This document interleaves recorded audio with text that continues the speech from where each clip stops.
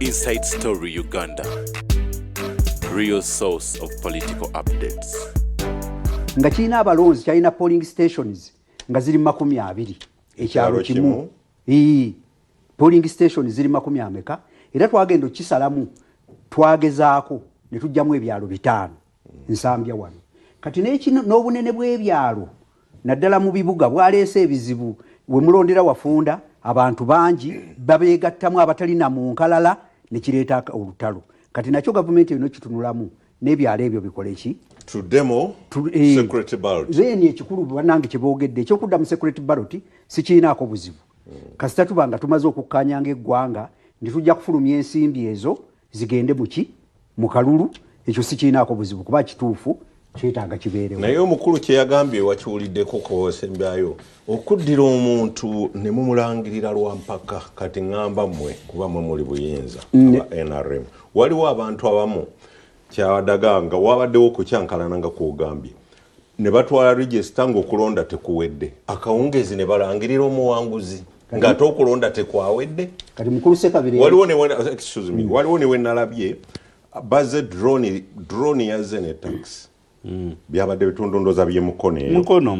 drone yazze ne taxi ne muvaamu bakanyama ne bagenda ne bawamba n'akulira ebyokulonda ne register baagijjeewo ne bamutwala mu mmotoka ne bumuwamba. Kati awo nga mulangirira era balangiridde NRM. Kati ekisooka mukulu Ssekabira yali kyamaani wange edde emabega eri akimanyi waliwo ebintu byesikkiriziganya nabyo era naye ye yali takkaanya nabyo ye n'agenda nze nandeka eno naye leka amalirize ensonga ye gyemu kubanga Ssekabira manyi nti bino sikkaanya nabyo nange omuntu kati gy'oli wamaze okukulema sikkaanya nabyo era emirundi mingi nzize mbyogerako waliwo ebintu ebikolebwa nga biswaza ekibiina naye muludde nga mubikola mwatandikira mu bakansala bwekiba ku levo y'ekyalo bwekiba ku levo y'ekyalo abantu ku levo y'ekyalo ne bw'onoowamba ebyo mugenda kuvaawo mugende mumaze okuwamba register mulangiridde gwe bataagala naye ate gwe mulangiridde gwe mwagala mugenda kumulekawo mu kitundu ekyo era mulabye abamu waliwo gye nalabye n'amadirisa g'ennyumba nga bagakoze eki bagakoonye mugenda muleka mu buzibu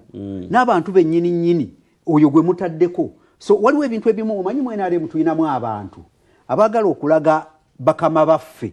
nti bo bakola nnyo. Kati n'abeera kyamaani w'eggombolola NRM nayagala okulaga nti ewange mu ggombola abapposition tebawangulayo tebali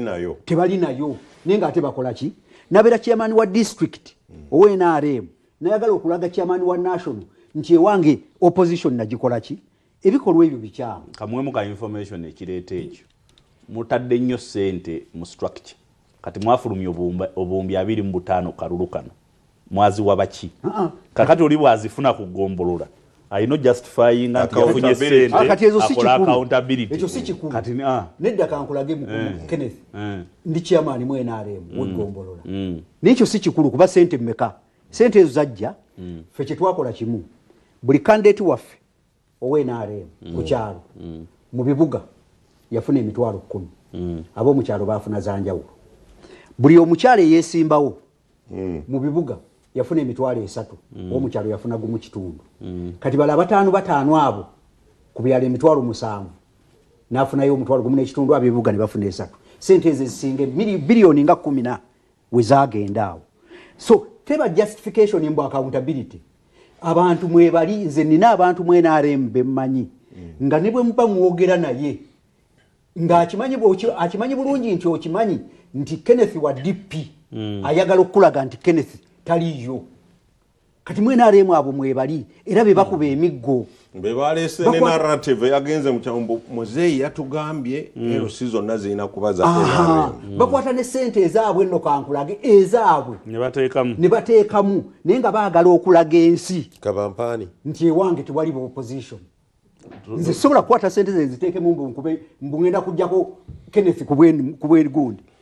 era bwawangula nkola naye bulungi nnyo watali buki naye abaffe gye tuli tubalina. Njaga malirize n'ekyalo kimu tulina ekyalo mu Kansanga Wiring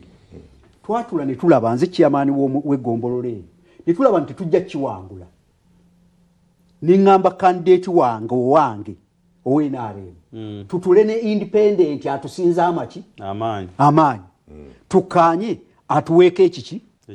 ekifo era n'atuwa ebifo ne tugabana ebifo ku executive naye waliwo mwenaremu awaga nti kamba kuba emiggo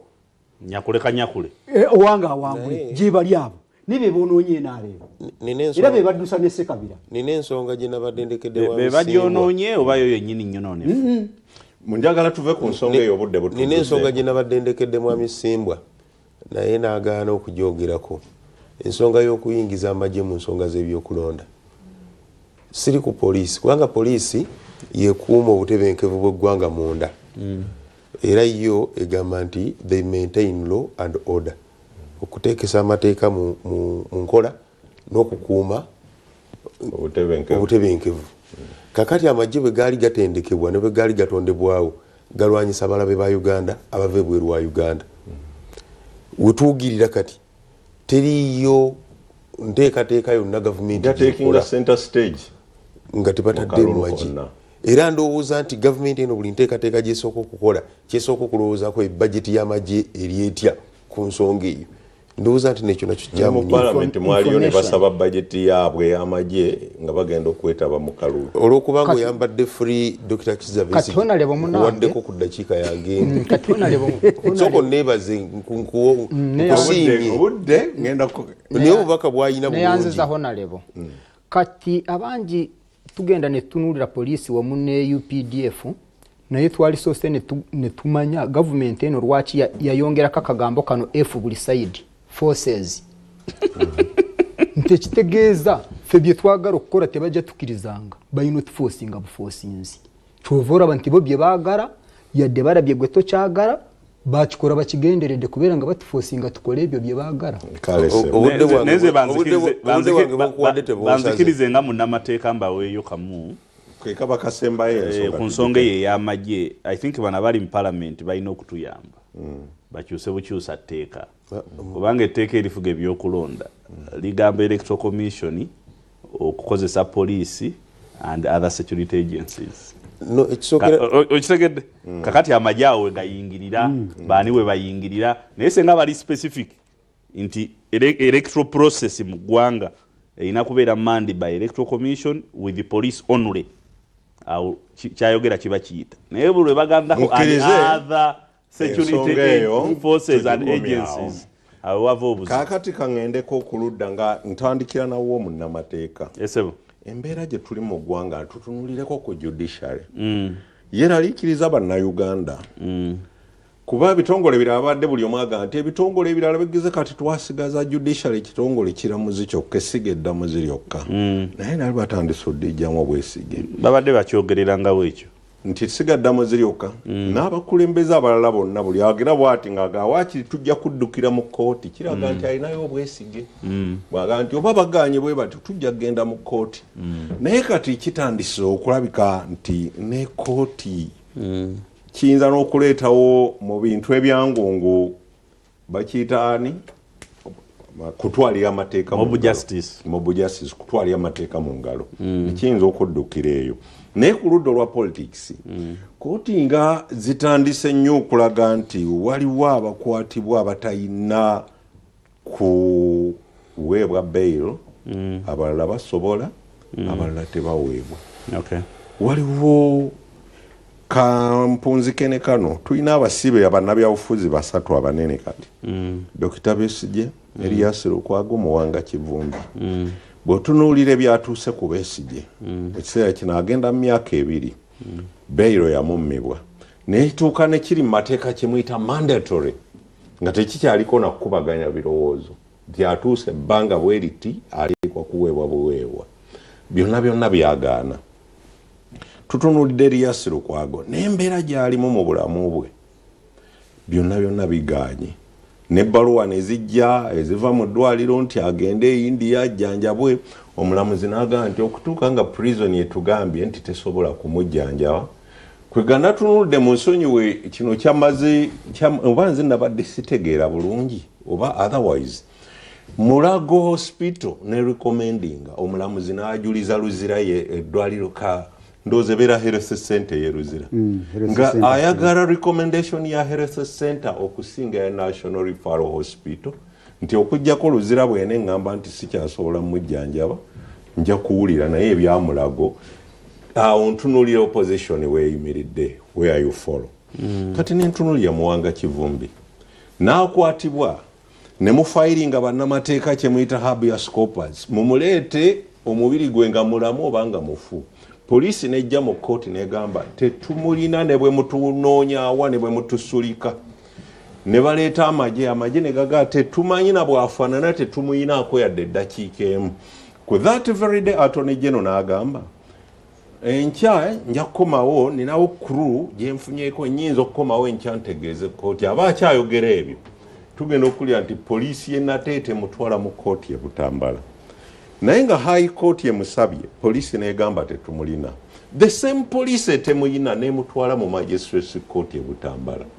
mu mateeka ekyo katusooke tutunulaawo high court esaba eti omuntu poliisi negamba simulina ate the same police ejemedde high court nemutwala mu magistrates court kati okonye ku nsonga nyingi ndoza zonna ziri mukuddamu kwange ngenda kubanga zonna nzikonako kati ekisooka bannayuganda kye balina okumanya nti omuntu yenna nga akwatibwa nti omuntu yenna asobola okukwatibwa ffe naffe abatudde wano mu studio poliisi esobola okujja n'ekukwata tekukwata nti ozize omusango wabula ekukwata nti oteeberezebwa because at that time obeera suspect buli muntu yenna kasita oteeberezebwa nti ozize omusango basobola okukwata so ekyokukwata omuntu ng'ateeberezebwa okuzza omusango si kikyamu wabula bwe baba bamaze okukwata ng'oteeberezebwa nti wazize omusango biki ebirina okukolebwa abo bava kalimanywera nti balina okubuulira ensonga lwaki bakutte musango kyogukwasiza balina okutereka mu kifo ekimanyikiddwa mu mateeka place that is gazetted under the law kitegeeza ku poliisi ezimanyikiddwa so si kutwala mu basement zempulira ennaku zino abantu mwe beeyagalira mu ngeri y'okujeregerera tebalina kutulugunya olina otwalibwa mu kooti after 48 hours baloya bo balina okuba nga bakulinako access family yo n'omusawo wo etteeka ebyo ekirikola ki kirigamba bw'otwalibwa maaso g'omulamuzi ng'oteberezebwa okuba nti wazize omusango etteeka ligamba oyina olukusa you have the right okusaba okweyimirirwa kati awo nawo abannayuganda balina okukimanya okuweebwa beyiro si right yo abamu ndaba babitaputa bubi tigundi ayina eddembe okuweebwa beyiro nedda oyina eddembe okusaba naye okuweebwa beyiro mulamuzi yasalawo kyetuyita discretionary powers nti it is the discretion of the court whether to grant or to deny bail naye discretion ya kooti terina kubeera ng'eri awo terina kwesinziira kooti erina byetunuulira for example omuntu ono azze okusaba bail alina waasula omuntu ono alina abamweyimirira ab'omuzinzi omuntu ono bwe tunaamuta taataaganye kunoonyereza omusango gumuvunaana munene nnyo tegumuleetere kudduka n'ebirala ebiringa ebyo kakati waliwo emisango ng'osobola okufuna beyiro mu kooti eya wansi waliwo n'emisango nga beyiro olina gifuna mu kooti eya waggulu mu high court kati exceptional zetunuulira nga zino we ziba weeziri omuntu oyo alina okuweebwa beyiro omusajja wa myaka 7 old age is an exceptional circumstance Besigye alina emyaka emeka simanyi bulungi kati waali that is an exceptional circumstance I think he qualifies ku old age ekyokubiri grave illness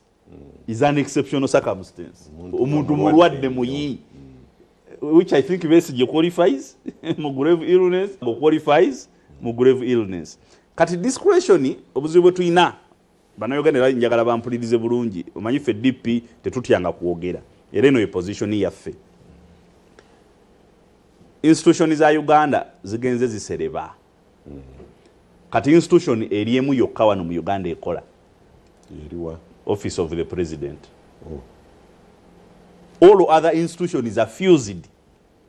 into the office of the president ate sikinenyaza mwami Museveni it is a creature of our law era ffe kyovola tulwanagana nga DP okola constitutional reforms and electoral reforms. Ne bwe tukera ku makyenkya lindako mwami Kenneth bw'ogamba nti byonna birefused muli constitution yalaga nga executive eri independent legislature independent ne judiciary nsomululo osuna ebiyiika byoyagala sebo somululo kakati constitution eri independent legislative president obuyinza okubeera nga yalonda chief justice ekyo mu democracies ezikuze tekiriiyo nti Malage Kenya asobola okugamba Uhuru wadde gwe president ne wabya akalulu nkasazizaamu mukaddemu wane Uganda teri chief justice yanagamba nti wabya akalulu tukaddemu nga yamulonze abalamuzi president yabalonda mu mateeka mu nsi ezirina democracies ezitambula wabeerawo process under how somebody becomes a judge n'abeera nga atuula n'agamba nti ne bwe naasala against government oba ne bwe naasala against the interest of the sitting president tewali kigenda kunkolwako mu nsi ezitambulira ku mateeka president si yalonda IGP wabeerawo process mu police council ne batula ne bagamba ono kati yalina obumanyirivu ono yakoze kati gwe baba baleeta buleesi linnya ye n'asayininga wano Museveni agenda n'alonda ow'amagye n'amuleeta akulire police kati bw'anaamugamba nti boyo kibooko asobola okugamba nti kyongamba kikyamu. So the powers we gave our president mu tteeka lye tulina enkya naawe bwe ne bwe tukera Kadumu Kasende tukufuna nga gwe president wa Uganda that office of the presidency powers na buli kimu oba nfuna bulungi era naawe ojja kukola ebiriwo kati which means kakati tugamba omulamuzi Baguma yali musango gwa Besigye era Baguma bamusabye awe Besigye bail era Besigye conditions nazireeta naye enkya Baguma ajafuna yesimu okuva eri eyamulonda I'm assuming I'm thinking kyekiriwo amugambe nti oyo tomuta kati what do you expect Baguma to do kuba kati ali mu high court ayagala okugenda mu paka mu supreme ayagala ono eyamulonda ku high court amutwale court of appeal amutwale ne ku supreme court yegula ayagala buganzi. So the discretion of our judges and judicial officers has been taken away by the person holding the paper, the master. Kati tulina tuuse etteeka nti omulamuzi wa high court alondebwa atya ti baloya balo council baloya balo society civil society batuula ne bagamba ono yasaanidde ne bakola interview najja nga ali ku merit n'amanya nti ne bwe naawa Besigye bail teri agenda keera kumakya kukola ki kungoba bwe tutaakola ekyo kuba wano waliwo ne bwe tufuna n'owulya acting judge exactly kakati. So the discretion of our judicial officers ebadde taken away by ababalonda kati ate ababalonda bo tebazanya mateeka ono kye yatugambye nga twakajja wano ate bo bazanya bya bufuzi nti baagala okuritaininga power bagisigaze kati gwe buli lw'okuretaininga power yaabwe gye baagala okusigaza they will use the judicial system okukyekinga onfuna bulungi kata kooti zaffe zikozesebwa kooti zaffe nawo zikozesebwa to manage politics. They have weaponized the criminal justice system. Tinsubuga bwenvayo n'engamba kati njagala kwesimbawo ku bwa president enkyanga fayiro yange egende wa DPP babako omusango gwe banteekako tucheke mi wono oguviiramu wenaaguviiramu nti Mwanga Kivumbi kakati yavuddeyo n'alangirira n'ayogera ebigambo biyitirivu ngenda ku kitebe kakati tsunami olololo oyagala kutandika kufuna mawaggali nga tukucekingamu almost week 3 ne bamuggulako omusango inciting violence. So kakati ekyo kyekiriwo mu Uganda. It's not a problem of our laws. It is not a problem nti abalamuzi tebamanyi kyakola abalamuzi bye nasoma nabo bye basoma bamanyi nti Besigye asaanira okuwa bail bamanyi nti Lukwago asaanira okuba bail bamanyi nti habeas corpus bagireeta application ono ino muteeka kuninga aleeta omuntu kiri kyobadde ombuuza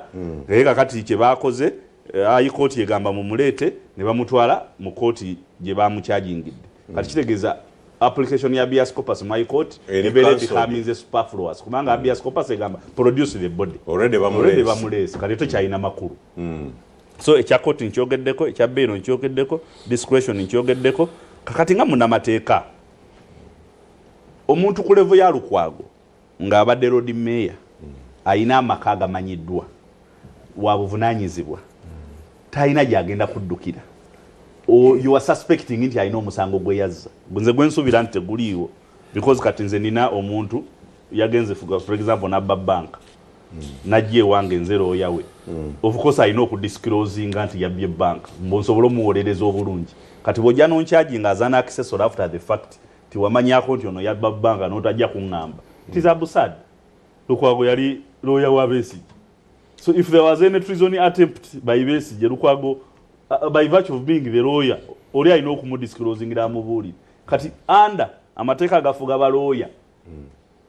the duty of secrecy, the fiduciary duty to your client, tosobola kugenda ate kuloopa ku police nti ono yaŋŋambye kino n'omukola ki. Tobera nga musawo Buganda. Ofuna bulungi so. Njagala okulaba particulars offense ya Lukwago. Assuming nti guli ogwa Besigye gye. Assuming nti ogwa Besigye gye guli ogwa treason. Then you are charging Lukwago of misprision of treason nti yamanyako n'atagamba. Lawyer w'omuntu akugamba atya. That is absurd. Naye bamutute mu court. Is suspected of committing that offense. Is entitled to bail. Mu mateeka nga bwe kiri. Besigye ali entitled to bail. Now yet because we are using politics, we are using the law, ne court zaffe okumanaging ebyobufuzi. Kati obuzibu bukoze ki? Obuzibu buvudde. Simanyi bani na kiendeseeyo ku byombuuziza. Mpulira byonna obizeemu ne byembadde sisuubira obizeemu. Naye kati ffe position yaffe nga DP tugamba tukyuse mu ssemateeka muyimiramu okutambulira emyaka gino etaano tuze tugibagamba. Constitutional and electoral reforms, ekirala reconciliation and dialogue. Kane reconciliation yeetagisa.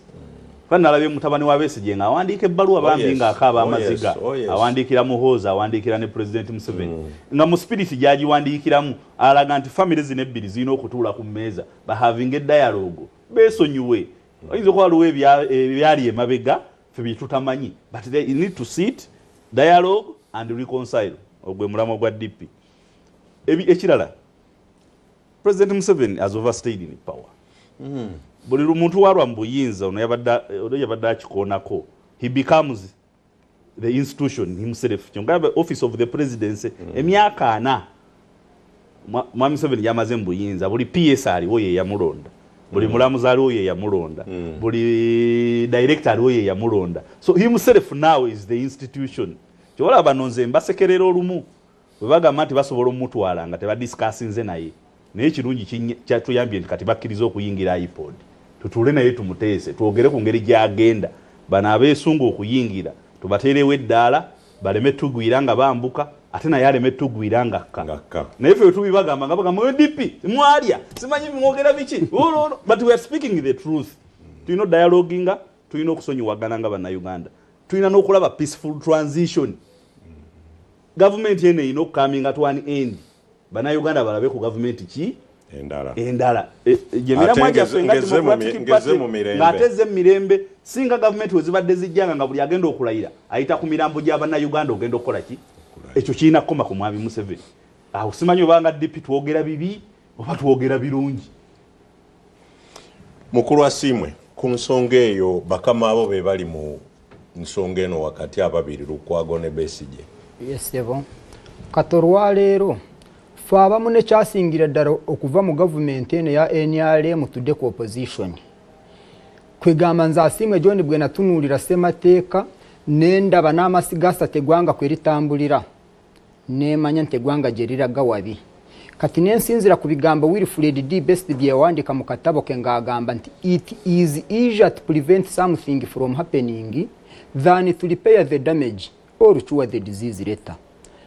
Natandikira okwegamba okulaba eggwanga gye liraga nga si warungi ngezeeko abantu okubazibura amaaso turabe wagye turaga. Kati amasigasa tegwanga kwe litambulira mulungi ampuliriza erya judicial parliamentary executive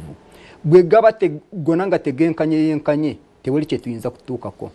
Nze ndabira ddala ng'essiga erya executive bwe liba mu inches 7 abira gasigadde gali mu inches 3. So entamu esirira tewali kye tuyinza okukola ki esirirako oludda okutuukako. Then kati ng'ekisibisiza bakama bange babeesiga abo baani yo kwegamba gavumenti eno ne bwekulabamu obutukuvu ngo ina cyoburira abantu dara ne bakira bamwe muramwante gwanga lino lyasoba lyetaga kutereza ya deto ina nsobijokozo ino kukora cyo kusibwa then no kubasibanga abaganyo bawa beyiro bo bayinzo ku government emanyi kino bwe tunakikora ku muwanga kivumbi kubesige ku rukwago n'abarara ekitegeeza zino zengo bwe tuba tuzinywezeza opposition ejja kubekoze eki ewedda mampati naye murungi ampuliriza nkugamba waliwo mugago omu yarayina embuzi ze ngazifunyemu sente mpitirivu ngazimbye n'enyumba mujudde mu bisawo bya sente engo bwe yamusoberera n'eryako embuzi just birizoka ebirowoozo byonna yabiteeka ku ngo agikolere kiki naye ate nkuyegezo teyaziraba zayitira mutaka nezisanyawo obuwumbi bwa sente buro bwali muki kati nabo bwe baddeyo ne barowooza ntaye ngo tuzimaze nkuyegete wali kyeziyinza kora naffe tutudde murungi ampulirize weewawo babikora kututiisatiisa nzasimwe John nganyingira opposition ngamaze okulaba nti government eno n'abagikulembera bafuuse bantu babaaya nasooka kwetegekera nokutaziri 3 double P wamune D P esooka namanya poverty nyino kwavuwara murungi ampuliriza obwavu abanji baraba ntindwa de kikina lwaki nasaraho kubwetegekera a good name is better than riches mwami kadu mukaso kujawa no kuve kasanda nkoze siza sente ziri mu mitwaro ngena n'ekitundu buli kasera ntambule gwanga ntaraga abantu mbabulire enjiri ngabwe tuli mu studio mu simu yange jenye no giraba smartphone yali badde yamburo kugura nyina katochi naye ntorwa lero ngabwe nkuraze nte good name is better than riches nze nsaro kurwanire gwanga lyange ndabe ntirikora ki then pia yo kubiri prison namanya nyino kusibwa poverty prison nyino kusibwa mu karwa akabiri abiri mugumu nakwatibwawe naja nankumbi nganchali mu FDC bantwara ku polisi yekatwe emigo je nafuna jali mizivu singa nali mutitizi nali badde nagamba ntaye byobufuzi mbirekedde wano na yenzo wensimbu yali akugukira kigo nganza asimwe ndi kutraining yabo malirivu chemba nsazeewo kasita kiwa ntikiri mu makobo maramburu kufunze mba malirivu ngarumbe then D ye defi no kufana kwetegekera poverty prison and death then kati prison eyo abantu banji tugeze bakama bange babesige bane nabaranga baturugunyizibwa mu makomera n'abantu abarara naye nzana tatya prison omuzungu akugamba nti God is not MTN but is everywhere you go ne mukomere eyo katonda sobora waliwo omuntu gwe basibe myaka 3 bwaja ku cyaro ne batandika mubikira gundi ne gundi bafa naye gwe mukomera mukamakoze eki akukumiddeyo for example gundi gwe tusoma mu Bible byefuna mukomera gundi nerabidde ko katono kati orwalero Yusufu bye yafunira mukomera abasinga mwena mu bimanyi nange no byali bintuseeko nze nasibwo musajja yara amanje mitwaro 8 nemu wake nkaga nasigara nga amanje abiri nago nankwata nantwara mukomera nakolera mu bwaroya uri nemu yambo musango gwali gumuvunani bwa yampa kirabo cya mitwaro 75 so wali wogenda mukomera nga mukama yakuteyo oyina bazana be bogendo kuyamba bali mu kubona abona mu bitalimu atene wabawone chofu nayo death lwachi sitya kufa as a man lives so shall he die mwami kadu mukasanze bwenkera neni nyafene nenkuba kufenono nendaba abura munaku 2 nenkuba kuona bose de nemu wanura kati nange bwe tuba kumufugwe tuzika ntitwara muntu yefene katonda gwasanza bose de gwawanude nayo we nakebira nawe ngolinda lulwo owena kwebira asigade bwataba simu yali bakadu mukasa so everything comes to those who wait buli kimu echo cyosubira tugeze waliwo awurira simwe ngayogere bigambe byo tugeze abamanya bali waguru oyone nakuze zibalirwa ku ngaro nkitegede zibalirwa ku ngaro naye zizo rwachi zo tozigamba abantu zo zadi aba ensobi zabana fekwe twali yigide baka nze ndi musajja mukatuliki mbadde nsaba bwana mukuro bafaza ye nanga waliwo omukoro gwabana byabufuzo genda mu maso wabewe enyimbe 2 ze tuyimbira abantu baziwulire mwa makuru waliwo ruyimbo rwokwagala ebintu then waliwo ruyimba bwe tufa byona tubireka enyimbe zo bwe tuziyimbira bwe twaziyimbira bakuru bana bali mu buyinza bali jukiride kubafukulembeze ngabano ngabwe nagwambye study the past if you would divine the future tujukireko Gaddafi bwe yatuka ngawano ngali ngaye mukulembeze wawo ngali ngawambye buli wamu we yatuka sente je yali ayina tugeze nga bwomanya kadu mukasanti gundi yali mugaga ku cyaro bwe yafa entana ye makura ne bwotuka ko katusobora kunyiga switch mayiti no giraba nayo rwalero n'entaana ya Gaddafi tekoze eki tetumanyi weeri. Tuzeeko Sani Abacha. Sani Abacha mu Nigeria yali efudde kirala yatakiifa Biole yaramuwangudde, then Natakeni Sarowiwe yali omulwanirizi w'eddembe, naye nga bw'omanyi nti omuzira wafiira tewaba nsi itaano, ye yafava yagura. Then nga nvudde ku oyo ngenda kuzaako Bashir Sudani bweba kapa emese zaali tezirina bwekyusizo nga buli mese yonna eri ku bwerinde, naye munaye emese zaatuuka ne zigambe kimara ne zeekunga olwaliro kaperi ne mukomera. Emese bumese zayekunga kaperi mukomera. Kansembyo ne president wa Congo Mobutu. Madema yogenda sembyo wa wano. Wa Congo. Owa Congo katorwalero Congo nga bwe tugimanyi mu Africa nti nsidara eri ku bwaguga nsi y'amaanyi nnyo. Naye Mobutu yararaba nti kiki kwegamba yaliwo kyayagala kyona kyakora, naye ku bunene bwa Congo nga bweri n'akafa kaziikwamu gundi kabura, akaziikwamu Mobutu kabura, yaziikwa ayimiridde Morocco. Nakano nzikiriza nkasembye eyo bwe tudda kuhitira ensi yona yagiteeka mu ngaro ngarabe muri mutano, naye yali araba nti ensi yone muri mutano akaseera katuuka ne kamuwunyira ziizi n'arabe ky'okukola ekiyinza omuwonya nga kweyiwa mu pipa ya acid. N'olwekyo na wano mu Uganda tubeeko bye tuyigirako ku nsobi z'abanaffe, tubengako kye tuyigira ku ekyo tumanye nti what man has done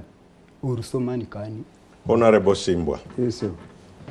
Judiciary gye tutunuulidde n'enneeyisa y'abakuumaddembe bw'abakola mu kko osobola obbiraba bino otunulye na kino ekyokuleetanga abantu mu kkooti nga abasirikale mwajjawo obuyinza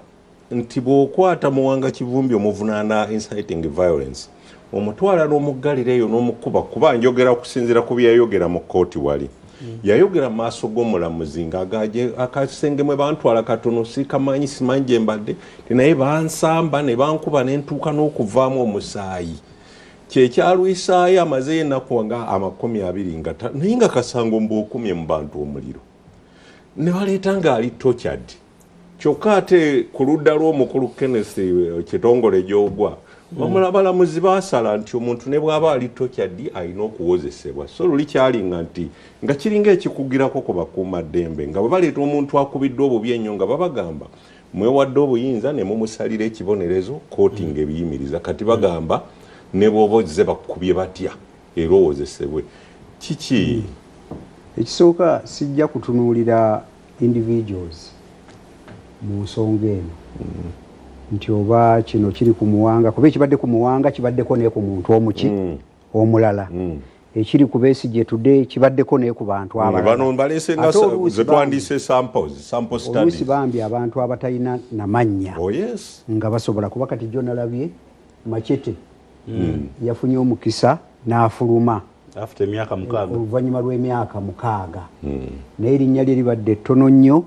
nga tirisobola ku attracting attention nene naye libadde mu parliament balyogerako nnyo ku basibe nga bangi batuuseemu. Ekisookera ddala nze omu ku bantu abatawagira bikolwa ebyo ebimalako eddembe ly'abantu, kubanga eno ensi tugibaddemu. Nze njigerageranya bwe ndaba ne baminisita, omuntu ne bamuwa obwa minisita n'alowooza nti ye Katonda. Nze ndabye baminisita mu gavumenti ya President Museveni okuva mu 89 lwe natandika ogiweereza. Simanyi Kanso Kenneth nali mu P1 nze lwe natandika ogiweereza mu 89 nga nakamala okutuula ebigezo byange ebya erevu. Ndabye abantu nga bajja bayitawo olwaliro n'osanga omuntu eyali ow'amaanyi ennyo minisita nga nekakati bamwogerako tewali amanyi nti yaliko ne minisita we bali bangi wano mu Uganda. Kati enkola eyo nze ng'omuntu sigikkiririzaamu. Nze nzikiriza nti oli ne bw'aba akoze musango gwenkanawa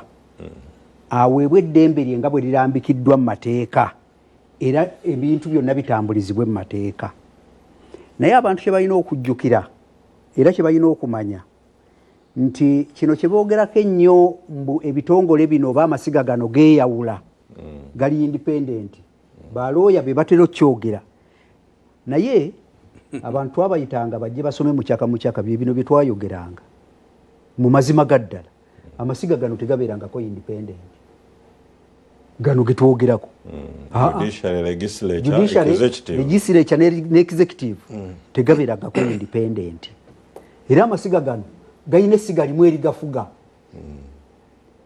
mukulu gundi yayogedde ku lubaale ku nsawo ya lubaale abasamize balina lubaale omukulu naye nga n'abalala ba lubaale naye mu lubaale oyo mulimu lubaale omukulu kati lubaale omukulu mu masiga gano asatu ye executive okusinza ku ssemateeka ya Uganda nga Kenneth bwagambye lubaale omukulu ye executive lubaale ali mu ssiga eddamuzi kakola lubaale ali mu executive kyatayagala oyo ng'afuluma kubanga abali mu ssiga eddamuzi b'ogamba mbu beetengeredde yabateekawo n'okubasasula it is only jjuzi lwe babaterawo nti nabo babeerenga paalamenti naye ne babeeranga paalamenti era yalina okukwata ssente azikole ki aziweeyo kati jjo mu kaseera kano omwezi guno nabadde ndaba ku mitimbagano nendaba ebbaluwa ya PS owa judicial ng'agamba nayo omusaala gw'abalamuzi guluddeyo temugenda gufuna nga 28 olw'ensonga z'ebyensimbi muki mu finance mubeere bagumiikiriza executive yesasula kati n'olwekyo gwe okulowooza nti bali independent bajja kukola ebintu independent ekyo si kituufu n'olwekyo ffe bannabyabufuzi abali mu byobufuzi gana amagezi nga bawa nange nengeewa kuba nange ndi munnaki bwe tuba tugenda okukola ebintu byonna tumanye embeera n'akaseera mwe tubikolera tumanye embeera n'akaseera mwe tubikolera tulina wano munnabyabufuzi mukulu Jabbeeri Bidandisali yasobola okubeerawo mulembe gwa Amin nga tadduse n'abeera gundi wa KCC manager n'abeera manager wa national team naye nga bwali ate munnabyabufuzi n'abeerawo ng'ate munnabyabufuzi kati ebyobufuzi bino amaanyi gano Katikkiro yatuwadde obubaka eggulo kwenjagala okukomekkereza ku nsonga eno yatugambye obuvumu tekyetaagisa kukuba bikonde tekyetaagisa kusiba mitaafu tekyetaagisa yatulaze ebintu nga si bye biraga obuki obuvumu era yabadde ayogera nga agamba abantu ku statement gye yakoze nti alwanyisa kabaka tulina omwambalira naye nagamba nti obuvumu obwo tofuluma wano sikkasuka mayinja naye obuvumu obwo tubulagire muffe tulemera ku nsonga kati n'olwekyo bannabyabufuzi obuvumu mu byobufuzi tubulemeze ku nsonga. Honorable Nsembyeyo lwakuba gwe shadow internal affair ku nsonga eno judiciary n'abakuumaddembe omulamwa mwagutegesebe mutu naye si mulamwa mutuufu obadde oyagala gupe gutya ensonga teri ku sigaddamuzi teri ku institutions ezikuuma eddembe ensonga ya bukulembeze bwe bwavaako obuzibu okuviira ddala mu palamenti ya 2025 yali yakumekeyo 25 palamenti yajjawo ekkomo yali ya 26 yali yamuka ogamba ya 96 up to 25 palamenti yajjawo ekkomo ku bisanja yali yamukaaga yali yakutaano eya 26 yali ey'omukaaga kubanga ekkomo ku bisanja mwabijjako mu 2025 yali yakutaano yali yakutaano kubanga eyaddako yali ey'omukaaga ndowooza eno eyinza okuba yamusanvu yali yamusanvu eyo palamenti y'omusanvu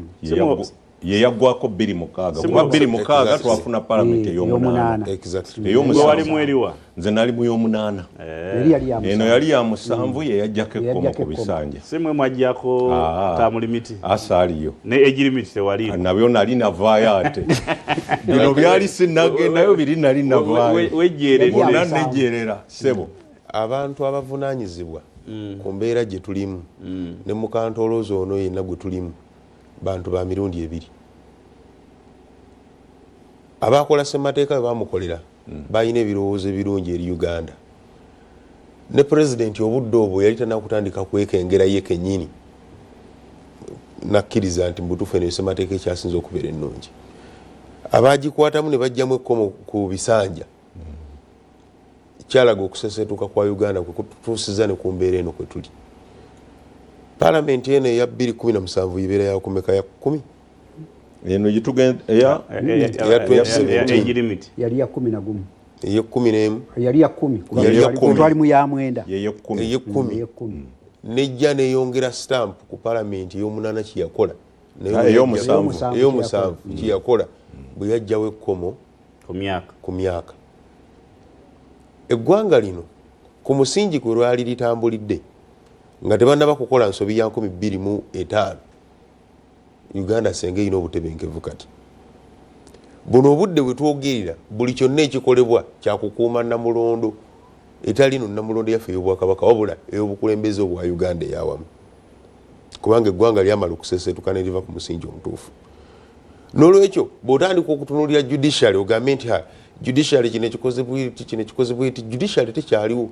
tekyayina n'amaanyi gaayo oluvannyuma lw'okulemererwa okukola transition ekya council Kenneth kyagambye ng'eggwanga mu mwaka gwa 2026 twali tulina okufuna president omulala obudde obwo nno abaali baliwo abaali ab'amaanyi era baali ba kibiina kya NRM oluvannyuma lw'emyaka 10 senga ne president omulala zze naye n'avaako n'omulala senga zze naye n'avaako senga twakakyusa president emirundi emeka 3 kati bino byonna bye tulimu tuli ku after effect eya 2005 esiga eddamuzi buno budde nalyo lisibe ovanga ku muntu gwe balonda okuweereza bannayuganda bonna naye n'otuuka okulayira nekugamba nti ojja kunsanga Luweero mu katika mu North ojja okusobola okulayirira ate ku Lwamukaaga oba ku Sande kweza ennaku wendiwo kandi n'olyoka okomawo n'obaako byokola kankuwa ekyokulabirako omulamuzi Kisaaki bwe yamala okuwa ensala ye ku musango gw'ebyokulonda enkeera yakeera ku nnyonyi anti asigenda kweteekera naye nga be bantu abali resourceful eggwanga kwe lyandibadde liyimirira negamba nti gundi atuweereza bulungi mu nsonga z'amateeka naye taliwo n'olwekyo sigaddamuzi saagala mulitunuulire saagala mutunuulire essiga ly'abaminisita bambi nabo balaba tebalina bwogere tebalina nabwo ekyusizo n'amaanyi tebalina actually no Uganda nagirabaemu ebintu bibiri wadde nga sinaba kuva ku mulamwa ekizibu ekisooka nti overstay yatuuse n'eri ya buli wamu buli muntu naba nga tamanyi kiddako ensonga ey'okubiri survival akugambye nti PS yawandiikidde abalamuzi nga abategeeza nti omusaala gujja kulwayo bonna yetwogerera kati baliwo abamanerenda ffenna abatudde ono tuli mu kusurvivinga ne betulowooza nti nabo bali bulungi nabo bali mu kukola ki mu kusurvivinga kati buli muntu asigala akolera system akolera omuntu omu asobole okusurvivinga kubanga tuli ku luyimba lw'amayinja gwe weesiimisa naye tali bulungi kati olowooza nti omulamuzi ye ali bulungi naye naye tali bulungi nina omulamuzi gwe nalaba wano mu kkooti y'ekanyanya nga ali mu kusalira ali mu kugaana beyiro y'abantu bawaiso ng'omulaba naye kituufu akiraba yandibadde akikoze naga nti bantu mmwe kale gambate kankuwa ekyokulabirako ekyo Dr. Kizza Besigye bwe kiba nga gavumenti yasobola n'okumukwata n'emujja ebweru gye yali emukomyewo wano awozesebwe nga kati embeera gy'alimu ya bukosefu yeetaaga beyiro lwaki tebamuwa beyiro ne bamukuumira wano obusobozi obwasobola okumujja ebweru lwaki kati tebuliwo obw'okumukuumira wano waali yo waayi omuntu lwaki bw'omukwata ate otandika okumutiisatiisa n'okumuweereza obubaka nti gwe yiyo basime yabayimu abatagala kwera abantu abeerabiza batagala kujjukira omuntu gwe mwalwana naye yali mu lutalo ng'ataasa obulamu bwammwe nga mumulaga nno muli mu lutalo lwakununula nsi yammwe lwaki mulowooza nti buno obudde bwati bwe yandibadde asasulwa ne bwe yandibadde alina ensobi zonna zakoze mwandiga nti oke ku lwa contribution ye ku liberation struggle eno gye twalimu kati mukole bwe tuti naye nze njagala kumaliriza n'ensonga eno NRM bwe yali ezimba omulamwa gwayo ideology yayo eyina ze yayita core principles omwali patriotism okwagala Uganda okusingako enjawukana endala z'amadiini n'amawanga patriotism eriruddawo mu gavumenti eno kubanga ebimu ku byali erwanyisa sectarianism tribalism osasobola okuyimirira wano okyogereko mwami Simba ono olowooza awo waali wayagala okubeera naye abaana b'abalwanyi bonna babatadde mu bifo ono ye Simba ali eno ku lukuusi akomba paasi sibula ku lwaffenna omubaka wakati kamunozi no ensonga endala ennuma ate yamaanyi ekwatagana ku social economic transformation ebimu ku byali mu nnyingo za NRM wetwogerera kati abantu b'omukati kamu North Kasoli bamutunda siringi 600 naye ate mu Soroti Karamoja sub-region mu Eastern abantu balya mirandira gya miti kubanga omusana enkuba yaganya okutonya tebayina mmere buno obudde gavumenti yandibadde ejja wano bintu n'ebitusobolako n'etaasa obulamu bw'abantu bali naye ekyo tefaayo kubanga bala nti teri political threat nolwekyo njagala kutegeeza abakulembera eggwanga lino nti akaseera ke kano mwekube mu mutima tulabe nga Uganda yaffe tugitaasa wano weeri nammwe abayina ebyammwe byemukoze atulala ate mmwe abayina byemukoze mwe mwandibadde musinga n'okutya kubanga mwe muyina ebyokufiirwa ffe tetulina kyakufiirwa kyetuyina kyetwandifiiriddwa nga ate nammwe mukiina bulamu naye mwe muyina ebintu ebyokufiirwa nolwekyo twagala eggwanga lino tulikwate bulungi tusobole okuliisa mukadde kano aka transition mbeyanziza bannaye mwenna wekasanda webala okujja ovudde wala ne mwenna mwebale nnyo n'ababadde bagoberera mwenna kansala Haji Sulaiman Ziwa tovaako obeerako nnyo ne mutabani wange Musisi ku Fasi Saluni awe Mityana n'abalala mwenna gye mubadde musinzidde ne ku nsonga eyo enkya Fulaga Beara DP alonze da Fulaga Beara nupo eronze bakandidate ku kyalo bamanyiddwa then noleta register kati awe wasinga okuva obuzibu nti bagenda nga masomero nagenda ku kyalo nagenda mu kirombe buli omwana onya ateeke mu register abanamukola ki abanamulonda kati register bamalanga okuzikola naddala abe NRM bwe yalabanga nga ennamba esinga musiyiye ng'agenda akonspiringa n'abakakiko k'ebyokulonda nga batuula ekiro nga batandika okujjamu what nga batandika okujjamu abantu basuubira nti bano tebagenda kumpagira mu register ate wandikiddwa ku kyalo exactly kati twatuuse mu kulonda kino nakyerabiddeko nga nambula mu bitundu by'emukono eyo nga register ereetebwa nga basoma abalonzi naye nga basoma abantu bamuwagiza omu nga babawagiza abalala bonna tebakola ki tebali mu register kakati ne baleeta obupapula bwe babadde nga bayita voter slips bwe bawadde nga omuntu kyewunyisiza nti twatuuse ku lunaku lw'okulonda nga bakandidate abamu obupapula obwo basuze nabwo ng'oli bamuwaddeyo 2 bamuwaddeyo 100 bagenda oyita abantu okujjamu okukuŋŋaana ng'oledde waliwo abalina busiriipu kati alondesa najja n'agamba akatubala busiriipu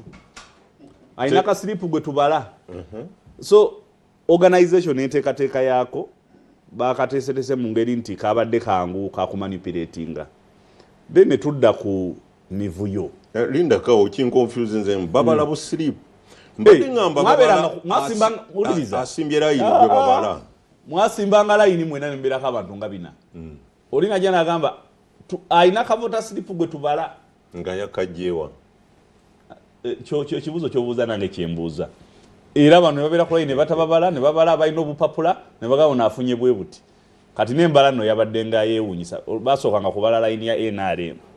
naye ng'oli ayinza okujja n'abala n'agamba 8 95 114 nze neewuunya nze neewuunya embala nasooka gira bakololo mu bumyufu bwabwe kati bajje Professor Tango Doi yali abala bwe yatuuka ku 9 n'atandika 10 buli muntu amubalamu abantu 10 bajje empisa embi mu bumyufu bwabwe ne bajja ne bazoolesa ne mu kalulu akali national kakati ffe nga abali mu mukago nabo tubagamba ezo mpisa mbi omanyi ffe DP tuli kakira kambuzi ekituufu tugamba kituufu ekikyamu tugamba kiki mazima nabwenkanya yes emmese bwejja mu nnyumba n'etandika okubba n'ebintu byeteetaaga eba esusse obubbi bw'akalulu NRM nobba akalulu ka kansala nobba akalulu ka chairman erosi wano these are small positions omuntu chairman bamulondera ku kyalo kati chairman tawiza n'abantu 10 bamuwagira gw'omulangiridde nti yagenda okukulembera ekyalo kiriko abantu nga 4 naye abamuwagira tebawera na 10 waliwo be balangiridde nga badde ku layini n'abantu 7 ne balangirira nti yasinze kati anaakulembera atya ekyalo kinaaba kitya nga kinaaba n'obutebenkevu ng'abadde na 7 nga ye munayina bameka 2 ne balangirira ono ekyalo ne kitabuka mwabalaze nga ku TV nga abantu beetema kati are you promoting peace ku kyalo oba muleeta butali butebenkevu ku kyalo so nze ngamba ffe nga bali omanyi ffe tuli balayize mani dipi tugamba wano osaze layini tereera muki kati ffe tugamba abenaare mutereere mu layini mukomye okubba obululu n'ekiteetaagisa omubaka wa katika mu north badde ngenda okussa south yani ali south kati Kirumira Hassan omubaka Dennis Sekabira naye atwegaseeko kuva katika mu north sebo buuza ku bantu era bw'omala otandikire kalulu ako abalaba emirimu gyaffe nsanyusa okubalaba eyokoze babulemezi badde sibabulidde ye wa noopu nva musaza la Ssaabasajja Kabaka erya Bulemeezi ndi wa National Unity Platform kusooka njagala okusaasira bannayuganda mwenna abafunye ebizibu ebingi okusomoozebwa nammwe abafunye amasanyu ag'enjawulo tujjaganyamu nammwe mu palamenti bannange bannonda mmyuka ssentebe w'olukiiko olw'abaka palamenti ava mu Buganda n'olwekyo mbakulisaayo mu matikkira njagala kwebaza Katikkiro olw'obubaka obulungi bwe yatwetikidde ate n'obubaka ye kennyini bwe yatuwadde naddala mu kukubiriza abantu okukuuma ennono yaffe n'obuwangwa bwaffe obutabitwala nti byaddiba naddala ekisinga okubeera ekikulu okukuuma olulimi lwaffe kibi kya nsonyi okusanga omuntu nga olulimi lwo tosobola kulutereeza naye nga n'olugwira tosobola kulutereeza njagala okukubiriza abazadde mwenna abali ewaka okufaayo ennyo okuyigiriza abaana bammwe ennimi zammwe nze bw'ojja ewange n'obuuza omwana how are you amateeka ge waffe gali nti takuddamu akugambye nti ojoga kyuseemu nsabunzire mu Luganda hawayo ng'omwana yaddamu mu Luganda anti tuba twagala naawe okitegeere lwaki anti kenkyene nti akugamba nti baatugaana okwogera oluzungu ewaka kankubuuze mu Luganda naawe osobole okumanya ensonga lwaki omwana akikoze mu bugenderevu kubanga ewaka we tusobola okulugaziiza kubanga ku masomero waliyo abaana boogera ennimi ez'enjawulo ku nsonga y'emu okwo era olw'okubanga ofiisi eyo ngituulamu ey'ababaka bannanga bava mu Buganda njagala okwongera okukubiriza abantu ba Ssaabasajja Kabaka mukuumaddamula bwe yabadde Bulemeezi yatukubiriza okubaako enteekateeka zetukola ez'enjawulo ez'enkulaakulana mu maka gaffe zetutuuma Obwakabaka nti eno nte ya Kabaka luno lusuku lwa Kabaka njagala kusaba kantu kamu kokka kenjagala okwongerako ng'omukulembeze tulina abantu baffe ab'oku kibuga nga talina wagenda teeka mbuzi ya Kabaka lusuku lwa Kabaka mmwanyi za Kabaka nte ya Kabaka kati gwe kyosobola okukola kwe kuteekawo ensawo ya Kabaka nga bakadde baffe balinanga ensawo ya Lubaale wagyewolanga namu oga nti nsaba kumpoolako emitwalo 5 ngende enkola obuvunaanyizibwa bwe buti nammwe tubasaba abantu b'oku kibuga gwe nte eyo oba olusukulo ebeere ensawo nti eno ensawo nzibizi ensawo ya Kabaka bw'oba ofunye omutwalo gumu nga nti Kabaka ngenda mumuwaako 3,000 teekaawo bw'ofuna ekikulumbaganye mu nsawo ya Kabaka mwoba osaba nti kankwateko mu nsawo y'ossebo beene naye nga bw'omala ozaayo ngende nzijanjaba omwana naye bwe nnaafuna bwe bansasula omusaala esente ezo nja kuzikola ki nja kuzizaawo njagala genda ku mulamwa nkwebaza okuguteekateeka obulungi mu palamenti ya Uganda ndi minisita w'ekisiikirize ow'ensonga z'omunda nolwekyo wadde nga ensonga zino zigenda mu Ministry of Justice and Constitutional Affairs ye lwakuba President Museveni yazaawulayawulamu obuvunaanyizibwa bwange nga minisita atwala ensonga z'omunda butuukayo mu nsonga z'obukulembeze engeri gye bulondebwamu n'engeri gye bulambikibwamu njagala okutegeeza eggwanga lino nti kibi nnyo oluvannyuma lw'emyaka 40 okuba nti gavumenti ensonga ezimu ekyazikwata ng'eziyigira ku mulimu kubanga lw ebintu by'okola mwami Sozi nga wakatuula mu ntebe eyo bwa moderator bitugamba nti ajja bitereeza ajja genda abiyiga kino nekinaadeta kimanyi tamanyiddiro tuyingizawo bulango tamanyiddiro tugamba omuteesa nti eyo gy'oli owabakomawo waliwo ebintu bingi buli lwoba okikola omulundi ogusooka kanku ekyokulabirako mu palamenti muteeseza mulimu entimbe era lwoteesa omulundi gwe ogusooka samwa mu ngeri etali ngenderere era ebbaka eriiso otunula olabo baddala nawe ekifaananyi kyo bakikoze ki bakirese paka lumala okumanyira noba nga tokyafaayo ku biki baku recording abana noyogera biki bogezi ekimu n'okujja mu studio nga kati bwe tuli nolwekyo waliwo ebintu ebikolebwa omuntu asooka waliwo ebintu ebikolebwa omuntu aluddewo kyakusaalibwa kw'amaanyi nnyo okuba nti oluvannyuma lw'emyaka 4 tetunaba kwetengerera kukubisa kalulu mu ngeri gye kalina okukubisibwamu mu bintu nga bibiri ekisookera ddala enteekateeka yaako enteekateeka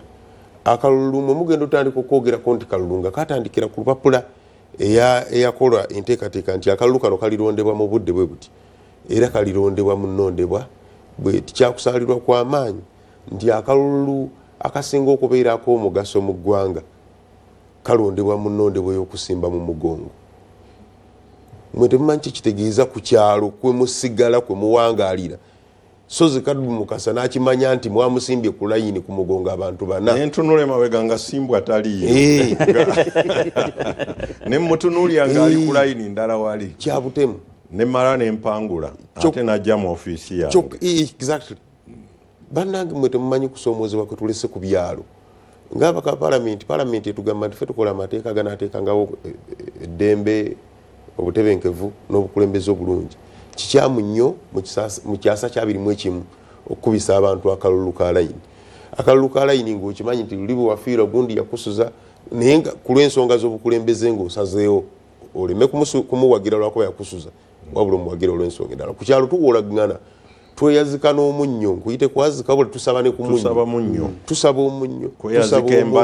embazzi n'amasowaani lw'ofunye abagenyi nti mugende wagundi mwe lwakuba bino ebintu mubirabira wano Kampala ffe waffe mu kyalo eggaali ebeera ambulance so tweyazika n'ambulensi z'abalirwana baffe nti gende wagundi obasabe ku ggaali n'otuukayo nga teriiyo nti ate wagundi nti abadde agitumiddeko baana nti mugirinde kati omuntu bw'atyo gwotutte mu kalulu akokusimba mu mugongo kyokka ate ffe basekabiri abatabeerayo fe akaffe ne kabeera kakyamu kubanga paka nakati ntebereza butebereza kuyampa n'atamba naye bano abantu bemuwangaala n'ataakuwajja n'akugaa twakuyira akalulu kaffe exactly tolina bw'omuwakanya olwekyo kyali kikyamu okuteekateeka akalulu ak'omugaso bwe kati mu nteekateeka y'okusimba mugongo ne kano okkiriza nkwogere abantu mulaba obululu bw'abasentebe ne mulowooza nti mulonze bulonzi ba ssentebe mulonze omulamuzi wa kkooti asookerwako Local Government Act obuvunaanyizibwa bwa ssentebe emukkiriza okuconstitutinga kkooti okumanya kkooti ya ssentebe ekola nnyo akkirizibwa mu mateeka okukusalira okugenda embuzi ekogga kasita tasussisa kibonerezo kya wiikisi 2 Sozi Kaddu Mukasa saalimbidde mu ttaka lya munno bagenda kukusiba ennaku 11 asayininga busayinizi ne batwalewo omulamuzi n'akoonako sitampu ne bakwongera ne bakuggalira ssentebe yagaba endagamuntu bw'agamba nti toli mutuuze wa kitundu ekyo endagamuntu tebagikuwa ne passport n'okuyingira mu university n'okwewola ssente mu banka wabula gweyo omuntu osazeewo mu mulonde mu nnonde etakweyimirira mu kkooti butereevu ssentebe mukulu nnyo kati ate kanjukire ku nsonga endala gye muyinza okuba nga mubuusa amaaso obuvunaanyizibwa bwa ssentebe bwandibadde si bwa buvunaanyizibwa bw'omuntu ayina ekibiina oba ntegerekese naye ne tugamba nti ono flag bearer wa NUP ono flag bearer wa NRM wa Jema n'ebirala kubanga administration ya LC nkulaze nti esokka ku bibiina by'obufuzi y'ensonga lwaki omulamuzi omupoliisi ba civil servant bonna tetwandibasuubidde era tebandibadde na ebibiina byabufuzi naye kakati gwotaddewo bato ku kyalo ebibiina ey'omuntu agenda okufuuka omulamuzi owa kkooti etandikirwako agenda n'okusalawo ensonga z'amaka n'ensonga z'ebyobufuzi ku kitundu in other words omulamuzi mumulondedde mu kibiina kyabyabufuzi era kati wetuwugirira Uganda yonna omulamuzi wa kkooti esookerwako alina ekibiina ky'ebyobufuzi kakati agenda kusala nga wani akuba olukiiko ku kyalo ani atalukuba nze mu constituency eno mwendi mbadde wa mukisa nti mulimu abaali beddiriza ne bakkirizanga enkuŋŋaana zibeewo naye mu bitundu ebirala nga bassentebe bagaana mu bitundu ebirala kakibeere ekyange nga waliwo enkuŋŋaana bassentebe mwe batajja kubanga flag bearer wa NRM owa LC ate era ye incumbent nga wa NRM naye nti sijja kusobola kujja kwaniriza mbaka wange wa parliament kyokka ate nga yalina okwogera ku nsonga z'ekitundu ekyo nolwekyo abantu bano mu ntandikwa mu nsenge kati bandibadde babyabufuzi kati kaŋŋende ku nsonga ezaaliwo mu nteekateeka z'enkalala akakiiko k'ebyokulonda ekisookera ddala katukola obubi obwenkanidde awo nti tekakola kye civic education okusomesa abantu banaalonda batya ani alonda regulations oba ennungamya ne bagikola nga parliament tumaze kugibuuza twasooka ne tubuuza nti muntu kyanabeera mu register kubanga nga ne betukulembera nabo baali tebamanyi nga naffe abakulembera tetumanyi kakiiko k'ebyokulonda kokka ke kaali kamanyi ne kalyoka kagamba nti oyo omuntu asuula mu kifo ekyo yanaakola ki ebyokulonda yanaalonda nga tulina abaana b'amasomero abajja ne bapangisa mu bitundu byaffe ne babeeramu abaana basoma mu universities abaana basoma mu institutions nga balina emyaka egironda naye ng'agamba nti nze nve waffe nenjija wano ne mmala emyezi 4 kakati nakyo nekisooka kifuuka kizibu luno akakiiko k'ebyokulonda ne kaga nti mmwe ababeerera ddala mu kitundu mwe muneewandiisanga naye ezo regulations zajja n'okuwandiisa kugenda muki mu maaso lwaki enteekateeka neetaba nga si nnungi nga temala njagala okwogera ku nsonga muganda wange gyakonyeeko ndowooza lwakuba yo omuwadde obudde butono kanjogereko omuntu n'akeera enkya neyewandiisa ng'omulonzi naye ng'alina okukakasa nti ddala oyo omuntu wa mu kitundu ekyo ate naye candidate mu kalulu ako ssentebe w'ekyalo aliko yatuulanga wali n'ow'ekitabo oyo mumanyi oyo simumanyi era gwagambye tamumanyi teyewandiisanga kubanga alina interest ali conflicted yeyasaranga wani gwe babawandiisa ate ebiseera ebimu ng'era candidate exactly si ebiseera ebimu bonna basinga bazze nako n'olwekyo emivuyo gibadde mingi egiraga nti akalulu tekabadde kateeketeeke ensonga endala gyenjagala okusembyayo abantu bano bassentebe betulonze abalina obukwate ku bibiina byabwe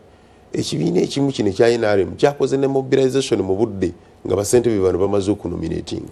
simanyi oba mu byalo byawamwe mwe bassentebe tebaba devunaanyizibwa bagaba nkumbi bazigabye kati ssentebe omukwatidde enkumbi 300 enkumbi ezayita mu palamenti ku looni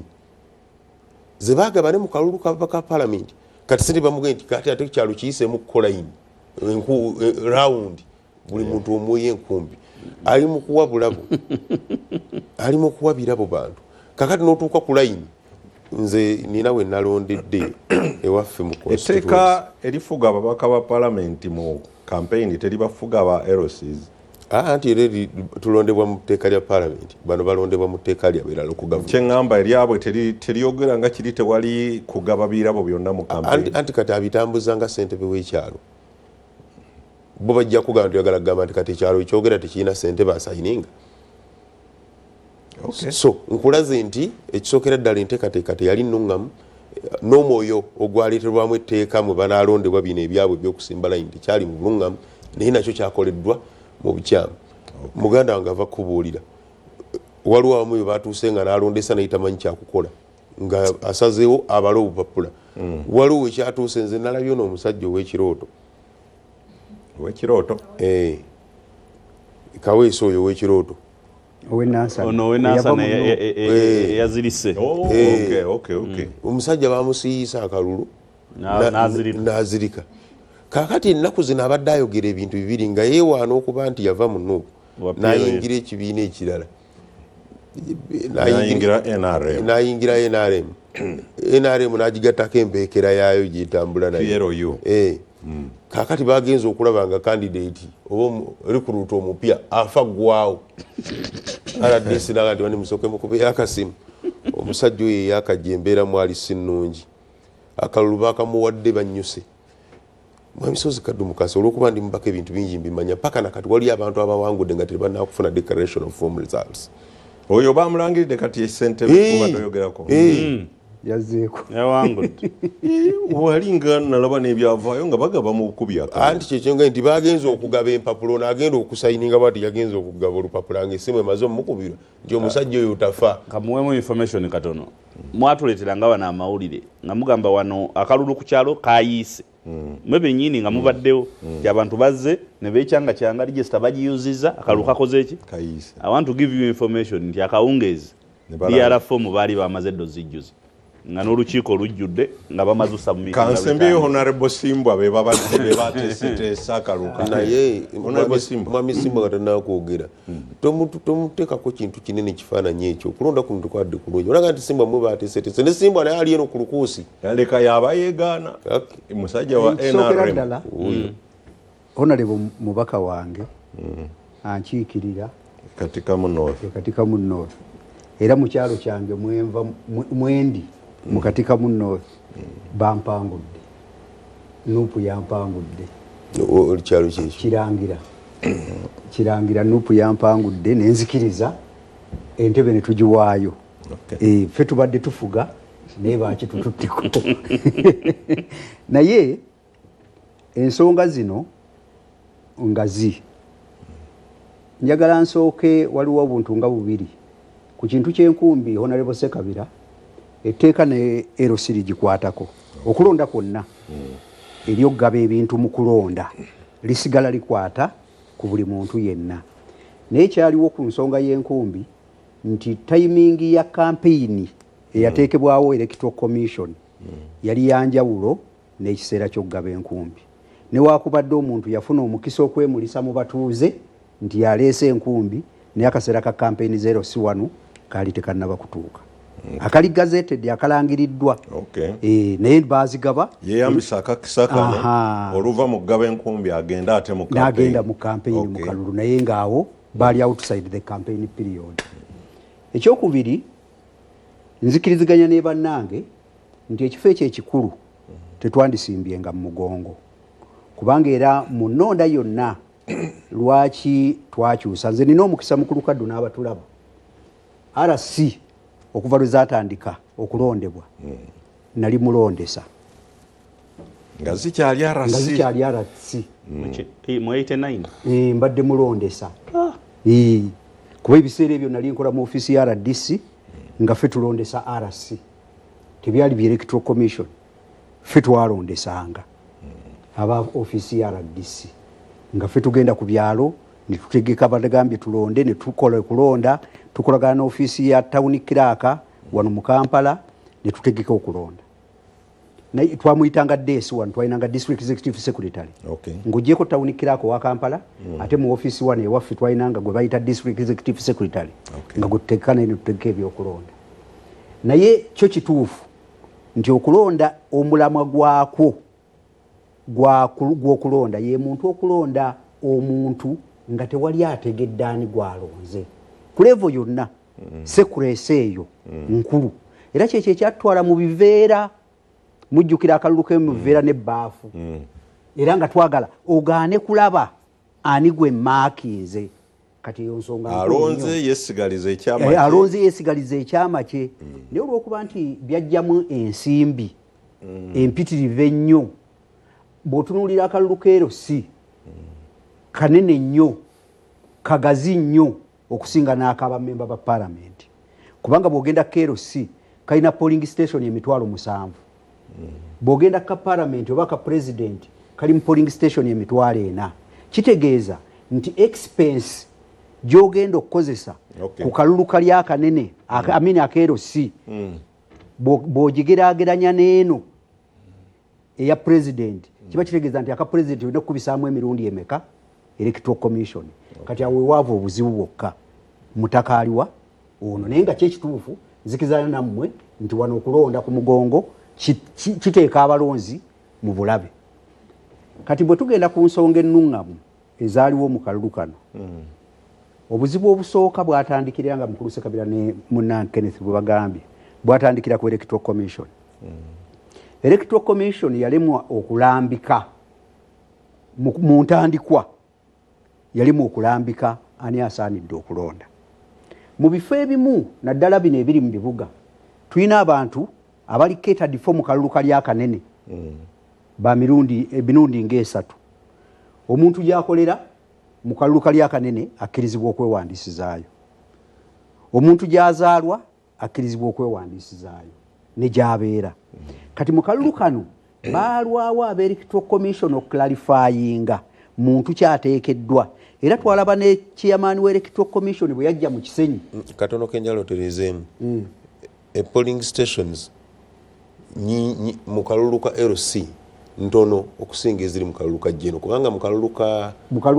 LC buli LC ebeera ne polling station emu kyokka ate mu buli obululu osanga ekyalo nga kirina box 8 anti kati awo oyina mmeka gino mitwalo 3 mwena 3 egyo polling stations ezo giri emitwalo 3 ezelectoral commission kalulu akanene nkuwa ekyokulabirako etteeka ligamba anti oyina ebifo ebimu nga mulimu anti etteeka ligamba ojja kiziraba naye etteeka ligamba eri electoral commission nti buli muluka si kyalo waakiri buli muluka gubeere mu polling station kati wano mu kibuga bw'okitunira mu kibuga kyanjawulo wano tulina polling station nene nina omuluka gw'e Kansanga nina ebyalo 18 ne polling station nina ameka 4 naye ate bwe ngenda mu kyalo kyenjogeddeko ekikungo gye nzwalwa nina ebyalo 6 ne nina polling station mmeka 4 mu muluka mulamba bw'okebera mwenna mulina egundi emitimbagano polling station za electoral commission eza presidential era zeza parliament bozi ziri mitwalo teziwera mitwalo 4 naye ate ebyalo biri emitwalo 7 nze mukati kamu north naina polling stations 19 naye nina ebyalo 16 kati olaba nti polling station nyingi okusinga ewamu bwe kiri ate walla si bwe kiri naye nga bwokebera ekyo ojja kikebera ojja kifuna bulungi kirikiriya kimanyiddwa kati ekyo kyo kyembadde njogerako nti chairman w'electoral commission bwe yajja mu Kisenyi yatuuka mu Kisenyi ng'abantu bakaayana ye nga chairman twali tumusuubira okuwa standi etya emu ne chairman bwe yatuuka mu Kisenyi nga chairman w'electoral commission yagamba nti buli muntu yenna mumuleke yeewandiise bwe tunaatuuka ku lunaku lw'okukebera enkalala lwe tunaabajjako ng'akimanyi bulungi nti enkalala zero si ziina olunaku yali aziwadde olunaku lutya olw'okukebera enkalala kati nga tulina bw'ogenda kujjako bantu bamaze kuyingira kuki ku nkalala z'ebyokulonda kati wano naddala mu bibuga ne mu bitundu ebimu ebirina bu trading center oba abantu abangi abalonzi kyaleeta obuzibu abantu abamu beewandiisa ne mu butuufu nga sibalina kubeera ku nkalala ezo naye nga chairman yalagidde mu bumpimpi chairman yakola akavuyo kati nga mukulu Ssekabira bw'agambye bagenda okumuteeka ku nninga afulumye regulations ngate mu regulation agamba nti onule ordinarily resident yalina okukola ki okulonda okwewandiisa kati tugenda okutuuka ku lunaku lw'okulonda nga ne bw'olaba omuntu atalina kulonda naye nga ali ku layini naye nga mu kitabo mwali tolina bw'omugjamu kubanga etteeka lyali ligamba nti w'olaba weemulugunya wekka wonna okulonda kuleke kugende mu maaso ogende mu kkooti kati ate abantu ebyo tebabikkiriza era kyova olaba emiggo gyaliwo okugatta ku kyo waliwo wenalabye ababadde banyonyola nga bali ku TV nga baga nti twalabye abali mu nkalala be tutamanyi ku kyalo bali abamanyi ne tugamba poliisi negaffe tugoberera tteeka mu register baba mwebali alina okulonda anize waliwo ekyalo kirinaanidde factory naye abakola mu factory si necessarily nti batuuze ku kyalo kati chairman kye yakola bwe yamanya nti abatuuze bamukooye babadde akolako effujjo n'agenda mu factory n'awandiisayo abantu bebina abatemi b'ebikajjo kakati akalulu bwe katuuse ne baggula enzigi za factory ebina ne bijja ne bisimba layini abatuuze bagenze okutuuka nga ne chorus zatandise dde okuyimba kati oba obuzibu kituufu bwaliwo naye bwava ku chairman w'electoral commission kulwawo okubuulira abantu kituufu kyekyandibaddewo kati n'ekirala abatuuze baffe kye balina era nakyo nkizeeyo ku electoral commission civic education nti abantu bangi asimwe babadde ayogerako bano abaga nti oli alonda atya nanze nali involved directly era nze ku kyalo kyange nonda era nakeera nentuula wali bulungi abantu ngajja nagamba nze honorable endagamuntu yange yiino esoma simbwa zoni kati muŋŋaana muti okulonda kuba siri mu kitabo kati omukyala najja nagamba nze mukaabakyala neewandiisa era nalonze ne mubuuza weewandiisa mu bitabo bimeka luli ekyabakyala kye neewandiisa naye nga kino ekyero si teyakola ki naye ng'agamba ekyabakyala neewandiisa civic education omuntu teyamanyanga abamu tebamanyanga tebateekayo na biseera nga yamanyi endagamuntu njirina ndi mutuuze wa mu kitundu ekyo nalonda mu kalulu ka pulezidenti kati oŋŋaana otya okukola ki waliwo ne wenalabye bagayo omutaka omukulu ennyo mu kitundu n'okulonda bulijjo balondera wuwe nakati balondedde wuwe naye bamuganya okulonda nti ye si mutuuze kati abo abantu babadde basigala ebweru ku nkomera ne batakkirizibwa kulonda kati ekyo nakyo kyaleese obuvuyo bungi okulaba nti omuntu olina bw'omugamba akalulu kakutte nnyo mu babiro twetaaga register mu LC ku kyalo we tulifu abatuuze nga twerondamu omukulembeze anti kati amateeka g'okulonda demokurasi atuuka n'alaluka n'asinga nammwe abaamuleeta demokurasi aga nti abalonda balina okumanyibwa nti be balonzi demokurasi kati gwe onoosinziira ku kyokumanya nti be balonzi nga tiwali ki abatuuze b'omu kyalo ne babeera empowered to decide ekirina okukolebwa kiri kimu ono tetumumanyi mu bitundu ebimu tebabamanyi mu Kampala wano abalonzi tebeemanyi ffe nga DP twawandika proposal zaffe ku nsonga eyo nga tugamba nti register eno ekolebwa nga tugenda mu kulonda ebeere nga ya kyalo eteeka liyite nga buli kyalo wewabeera electoral area issue y'okugatta ebyalo bisatu nga birondera ku box emu eveewo anti ekyo okyogera ku president nzija ne kano akalulu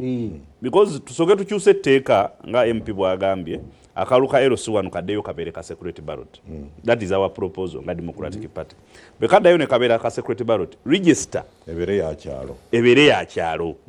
nga gye tukozesa mu general elections akalulu timetable y'akalulu ka LC1 ebeere nga refused ne timetable ya general elections I don't see the reason lwaki we tugenda okulonda chairman wa LC3 ne bakansala babiri owabakyala n'owabasajja toteekako kalulu ka LC1 waawo because kye beekwasa is cost implication sente nyingi otegeka akalulu ako